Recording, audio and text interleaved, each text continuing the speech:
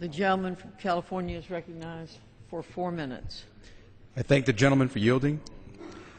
First, the facts, not the facts from this side of the aisle, not the facts from the other party, but the facts that we get from the nonpartisan Congressional Budget Office, which is in charge of telling all of us, Congress and the rest of the country, what does legislation that's proposed by Democrats and Republicans actually cost? What will it actually do?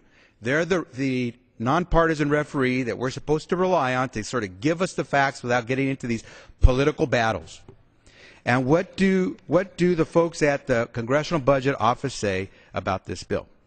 One, it will increase the deficits by $75 billion. Two, around 1 million American workers will lose their health insurance coverage that they get through their employer today. Three, around 5 times as many workers in America will be at risk of losing hours at work as a result of this bill should it become law. Okay, so those are the facts, not from Republicans, not from Democrats, but from the nonpartisan CBO. So let's now talk a little bit about those facts a bit more, because I think a lot of folks are probably very confused. What the heck is going on? We're going to lose hours at work. We're going to gain. What's going on? Essentially, it's this. We've got to figure out how we make sure that employers that currently offer insurance to their employees, health insurance to their employees, don't say, hey, I don't want to do it anymore, so I'm going to stop offering it. How can I do that? I can make sure I keep my employees employed for less hours than is required by the law. This bill says if you have that threshold of the number of hours you have to work be 30, well, a whole bunch of employers are going to say, hey, I can game the system if I drop the number of hours my employee works at the job to less than 30. That's true. The problem is this. The vast majority of Americans don't work 31 hours, 32 hours a week. They work 40. A lot of Americans, in fact, work 42, 44. They work overtime. And so what the Affordable Care Act did was made sure that most employers who currently offer employer-covered insurance to their employees continue to do it, because very few employers are going to say, I can game this system by dropping my 40-hour worker to 29 hours. That's 11 quality hours, unless you were just letting these folks just sit on a couch. What happens if you raise the number of work hours to qualify for the Affordable Care coverage to 40 hours? Well, that's why the CBO says about 1 million Americans will lose their insurance coverage. Because if you're working a 40-hour work week, while an employer would say, gosh, it'd be tough for me to drop you to 29 hours, it'd be a lot easier to say, I'll drop you to 39 and a half hours, in which case I no longer have to offer you insurance. That's why the Congressional Budget Office says that over 1 million Americans would lose their health insurance coverage, and why it would cost about $75 billion to do this legislation. Because guess what? If the employer is no longer offering you insurance and you still have to go to the doctor for your child, and you can't afford it anymore because you don't have insurance, guess who gets to pay? The folks up there in the audience in the gallery, those of us here who pay taxes.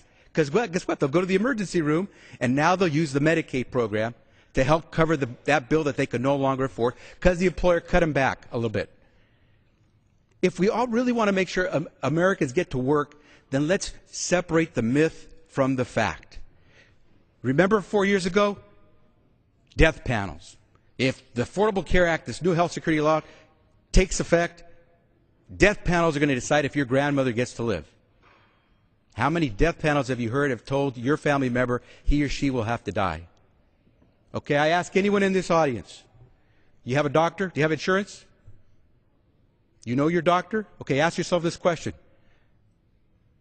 What's the name of your government doctor?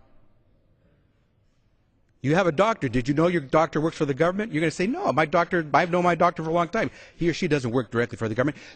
Your doctor does, because remember, this was a government takeover of health care. It was a myth. In fact, this Affordable Care Act's law requires you to use private health insurance coverage to get your health care through private doctors and private hospitals. But what it does is it requires you to do it, and it requires employers to do it as well. That's what the law did. It didn't say you're going to go to a government doctor or a government hospital. Can I 30 more seconds? Give the gentleman an extra 30 seconds. Thank you. And so I thank the gentleman for yielding.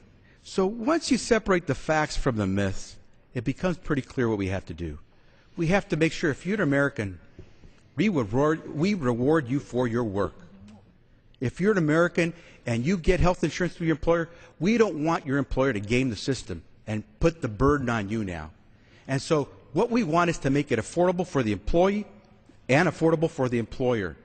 This bill makes it unaffordable for the employee moving forward, and it makes it, quite honestly, unaffordable for the employer as well, because you're losing your good workers. We need to defeat this bill and try to make the Affordable Care Act work for everyone. With that, I yield back the balance The of my time. gentleman's time is